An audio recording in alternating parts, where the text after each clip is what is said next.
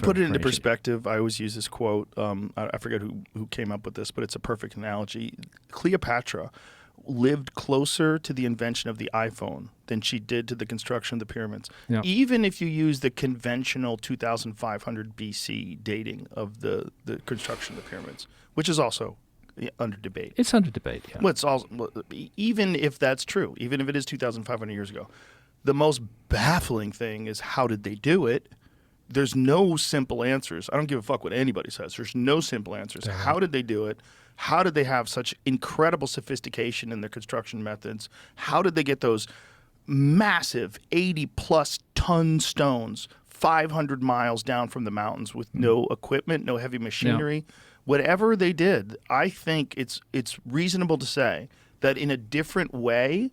I don't think they had iPhones. I don't think they had email, but they were probably more sophisticated than us today in their ability to manipulate stone and make constructions. They certainly were, and I think they had mastery of techniques that we don't know about yet.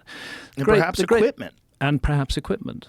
The Great Pyramid remains to me an abiding mystery, which, despite probably 100 or more visits to the Great Pyramid and being inside it and spending the night in it and exploring every passage and every chamber, including the so-called relieving chambers above the King's Chamber, I still can't figure it out. I don't understand how it was possible to do this. And then the time span which Egyptology gives us, because Egyptology is fixed on the idea that the Great Pyramid is a tomb and only a tomb.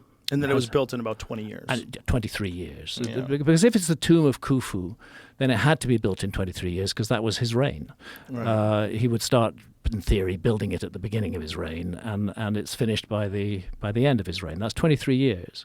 And in the broader span, if you look at the Fourth Dynasty pyramids, and even go back to the end of the Third Dynasty, the Pyramid of Zoser, the Step Pyramid, you find that this is a sudden emergence of incredible skills, which lasts for about 100 years, and then it goes away. It stops. The pyramids that follow the Great Pyramid of Giza, the three pyramids on the Giza Plateau, the pyramids that follow them, the Fifth Dynasty pyramids, are really poor. They're very, very poor quality workmanship. They're falling to pieces. You can hardly recognize from the outside that they're a pyramid at all. When you get inside, you do find wonderful chambers, and you do find what you don't find in any of the great pyramids, which is huge numbers of hieroglyphs and accounts of the person who was supposedly buried in that pyramid. What do you think of Christopher Dunn's work